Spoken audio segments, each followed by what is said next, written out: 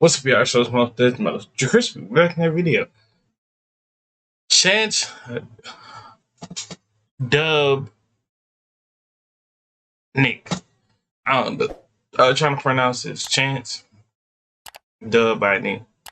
Dub by Nick. I don't know how to pronounce your name, but hey, shout out to you though. We're watching your video. How Pharrell changed fashion forever. Let's see what's going on with this. If you're new to the channel, make sure you like, comment, subscribe, follow our social media. Gonna pop on the screen. We want to roll to 500. And I hope y'all having a nice, good birthday. Let's get it. To Pharrell, Before Pharrell, I ain't gonna lie, Pharrell do got some nice, good style. What he be dressing up. Gotta give him that too. Before Pharrell, rappers weren't fashion icons. Luxury brands didn't take streetwear seriously, and skaters didn't influence runway culture. Nobody was mixing hip-hop, Japanese fashion, high-end luxury, and skateboarding all into the same identity. Then a man named Pharrell Williams came along and quietly changed it all forever. This is the story of how one man single-handedly rewired what modern fashion looks like.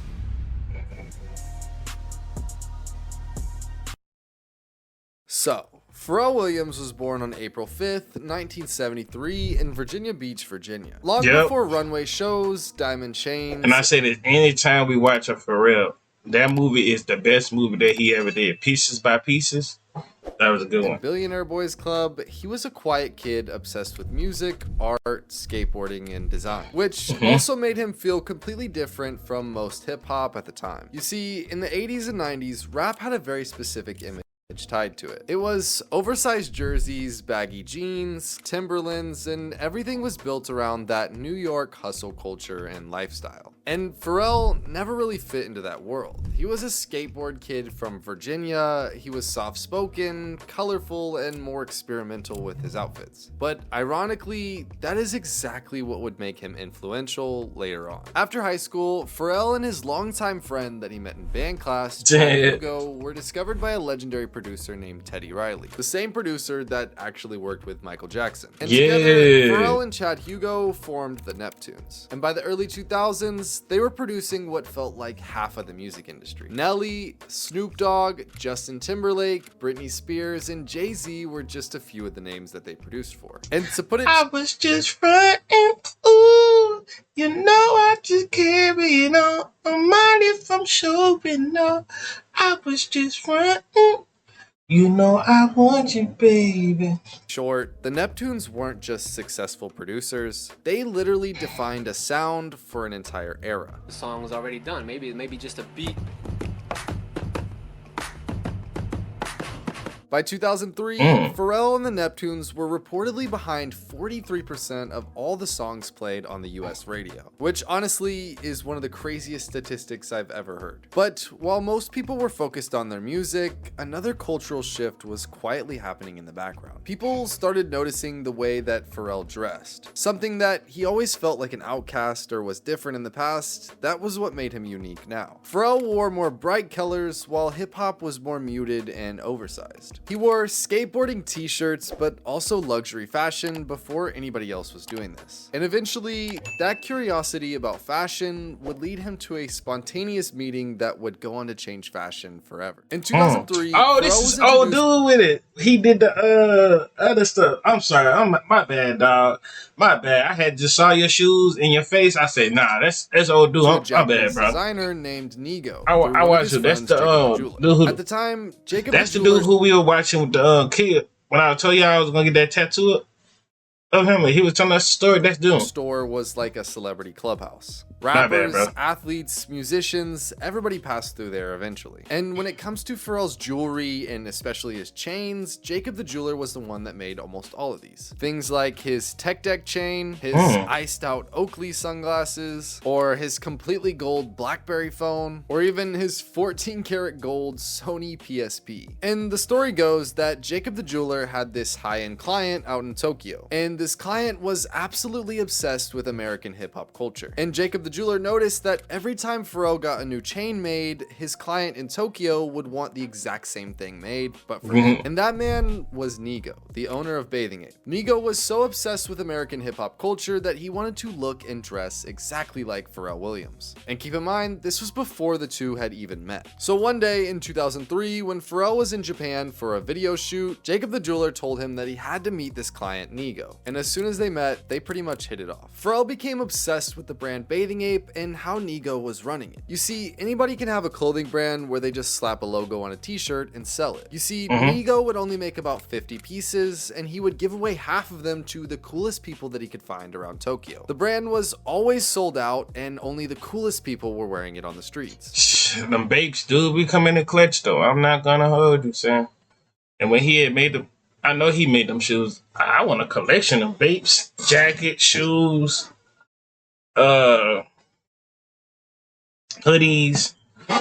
What else vapes got? Just like a lot of stuff. Pharrell realized that the lifestyle was more important than the brand itself. But at this time, outside of Tokyo, pretty much nobody in the US knew what Bathing Ape was. And Pharrell was completely obsessed. The colors, the graphics, the exclusivity, it felt completely different from any American fashion at the time. And once Pharrell brought it back to the United States and started wearing it publicly, everything changed. He wore Bathing Ape in multiple different music videos, on red carpets, and magazine shoots. And almost overnight, the brand transformed from a niche Tokyo streetwear label into a global status symbol. And everybody wanted in. People like Lil Wayne, Kanye West, and Soulja Boy were some of the first people in the United States to really popularize this with the hip-hop culture. Bape became one of the first true hype brands in America, and that was all thanks to Pharrell and Nigo. But in 2005, just 2 years after they met, Pharrell and Nigo decided to take their ideas even further. Together, they launched the brand called Billionaire Boys Club and Ice Cream. And to be honest with you, fashion and hip-hop didn't really know what to do with this brand at first. The clothes were preppy and also extremely loud. Bright colors, cartoon graphics, polo t-shirts, skate decks, and luxury mix.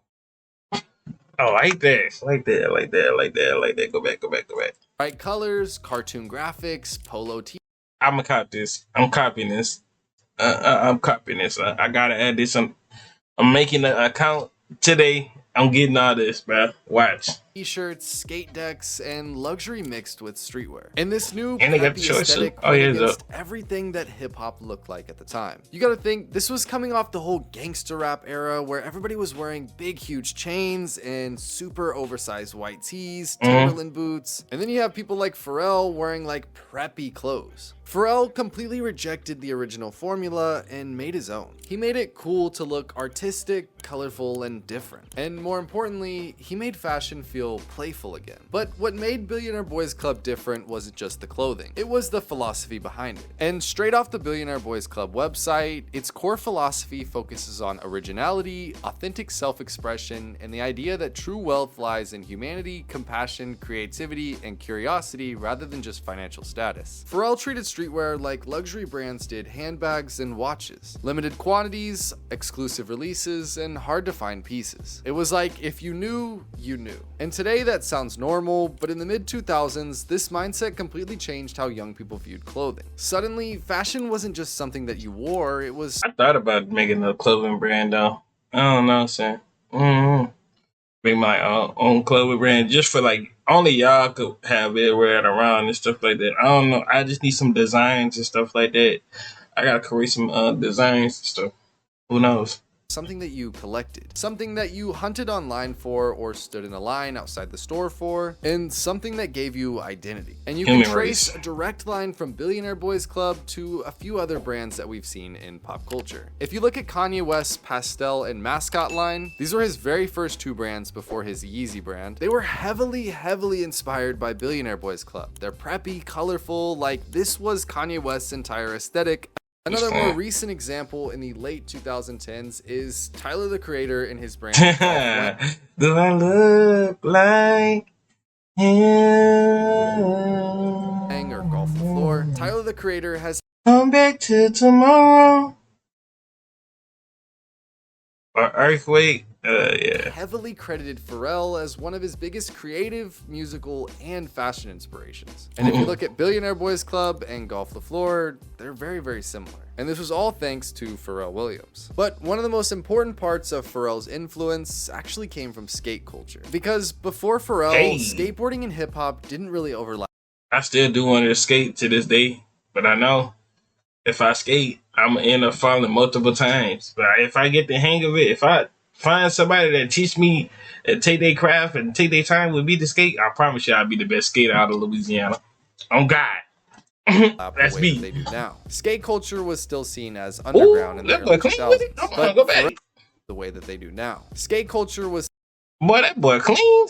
Still seen as underground in the early 2000s, but Pharrell loved it. The music, the graphics, the freedom, and the individuality around skateboarding. And instead of hiding that influence, he pushed it into his entire identity. His nickname was literally Skateboard Pete, and even the ice cream sneakers looked different than anything else that hip-hop had seen at the time. And you gotta think, while the entire sneaker world was dominated by basketball shoes, Michael Jordans, and Kobe's, Pharrell leaned into bright colors, slim silhouettes, and skate-inspired designs. And he even went as far as... And you playing, I'm copying these shoes, bro. Them shoes.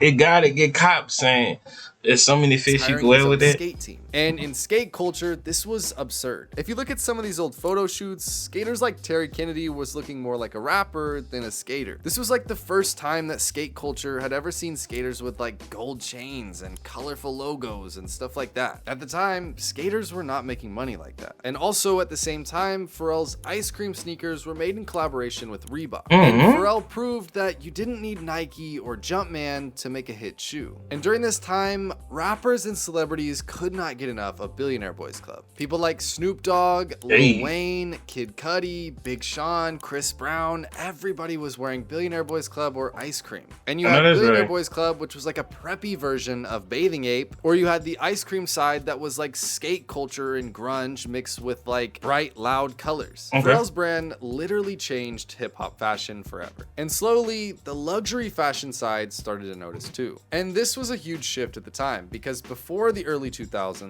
most luxury brands didn't want anything to do with hip-hop culture. Rappers wore luxury fashion, but luxury fashion rarely embraced the rappers back. And Pharrell was the person that made that change. By 2008, Pharrell collaborated with Louis Vuitton alongside designer Marc Jacobs. And a lot of people don't know this, but it was a jewelry collection that he launched with Louis Vuitton in 2008. But also at the same time, Pharrell became a regular at Paris Fashion Week. And this mattered more than people really realized. Pharrell wasn't entering these spaces as a celebrity endorsement or an athlete. The fashion community genuinely respected his taste. And in this exact moment, he wasn't just wearing the culture anymore, he was helping reshape it. And by the 2010s, Pharrell's influence was almost everywhere. And the craziest part was, a lot of people didn't realize that they were dressing inside the world that he helped create. Mixing luxury and streetwear, rappers becoming designers, fashion collaborations, and sneaker culture becoming global. And Pharrell helped normalize all of this. Artists like Kanye West, Virgil Abloh, and Tyler the Creator would all go and push those ideas even further. But Pharrell was one of the first people to truly blur those lines. And by the mid-2010s, Pharrell had already evolved from a music producer into a full-blown cultural architect. In 2014, he partnered with Adidas and introduced the world of human race sneakers. And just like Bape, years earlier, these became a status symbol. I mean, if you knew anything about sneakers in 2014,